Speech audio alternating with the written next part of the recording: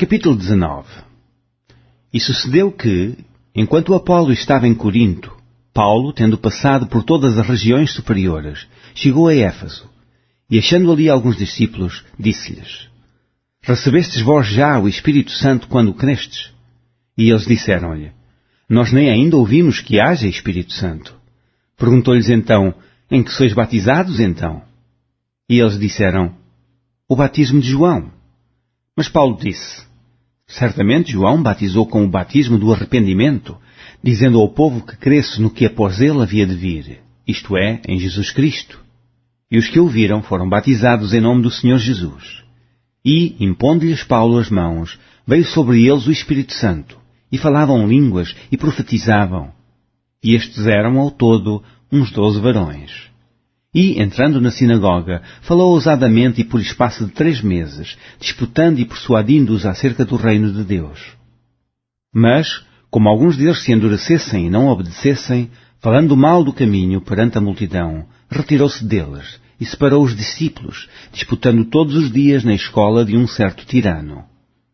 E durou isto por espaço de 2 anos, de tal maneira que todos os que habitavam na Ásia ouviram a palavra do Senhor Jesus, assim judeus como gregos.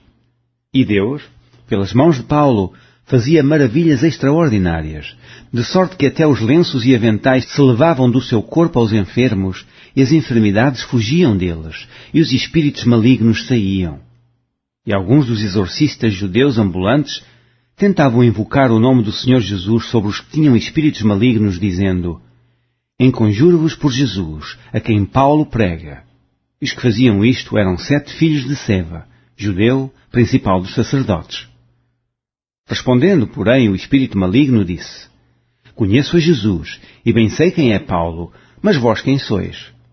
E saltando neles o homem que tinha o espírito maligno, e assenhoreando-se de 2, pôde mais do que eles, de tal maneira que, nus e feridos, fugiram daquela casa. E foi isto notório a todos os que habitavam em Éfeso, tanto judeus como gregos, e caiu temor sobre todos eles, e o nome do Senhor Jesus era engrandecido.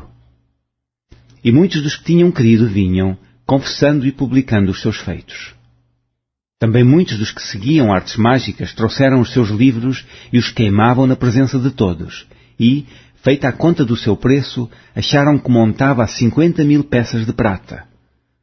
Assim a palavra do Senhor crescia poderosamente e prevalecia. E, cumpridas estas coisas, Paulo propôs em espírito ir a Jerusalém, passando pela Macedónia e pela Acaia, dizendo: Depois que houver estado ali, importa-me ver também Roma. E, enviando à Macedónia 2 daqueles que o serviam, Timóteo e Erasto, ficou ele por algum tempo na Ásia.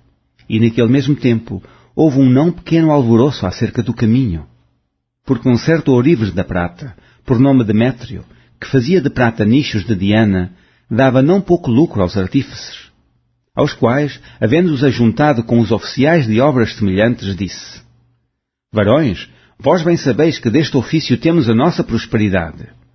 E bem vedes e ouvis que não só em Éfeso, mas até quase em toda a Ásia, este Paulo tem convencido e afastado uma grande multidão, dizendo que não são deuses os que se fazem com as mãos. E não somente há o perigo que a nossa profissão caia em descrédito, mas também de que o próprio templo da grande deusa Diana seja estimado em nada, vindo a majestade daquela que toda a Ásia e o mundo veneram a ser destruída. E ouvindo, encheram-se de ira e clamaram, dizendo: Grande é a Diana dos Efésios. E encheu-se de confusão toda a cidade, e unânimes correram ao teatro, arrebatando a Gaio e a Aristarco, macedónios, companheiros de Paulo na viagem. E, querendo Paulo apresentar-se ao povo, não lhe permitiram os discípulos. E também alguns dos principais da Ásia, que eram seus amigos, lhe rogaram que não se apresentasse no teatro. Uns, pois, clamavam de uma maneira, outros de outra, porque o ajuntamento era confuso, e os mais deles não sabiam por que causa se tinham ajuntado. Então tiraram Alexandre de entre a multidão, impelindo os judeus para diante. E Alexandre, acenando com a mão, queria dar razão disto ao povo. Mas quando conheceram que era judeu, todos unanimemente levantaram a voz, clamando por espaço de quase 2 horas: Grande é a Diana dos Efésios! Então o escrivão da cidade, tendo apaziguado a multidão, disse: Varões Efésios, qual é o homem que não sabe que a cidade dos Efésios é a guardadora do templo da grande deusa Diana e da imagem que desceu de Júpiter? Ora, não podendo isto ser contraditado, convém que vos aplaqueis, nada façais temerariamente. Porque estes homens que aqui trouxestes nem são sacrílegos, nem blasfemam da vossa deusa. Mas, se Demétrio e os artífices que estão com ele têm alguma coisa contra alguém, há audiências e há procônsulas, que se acusem uns aos outros. E se alguma outra coisa demandais, averiguar-se-á em legítimo ajuntamento. Na verdade, até corremos perigo de que, por hoje, sejamos acusados de sedição, não havendo coisa alguma com que possamos justificar este concurso. E, tendo dito isto, despediu o ajuntamento.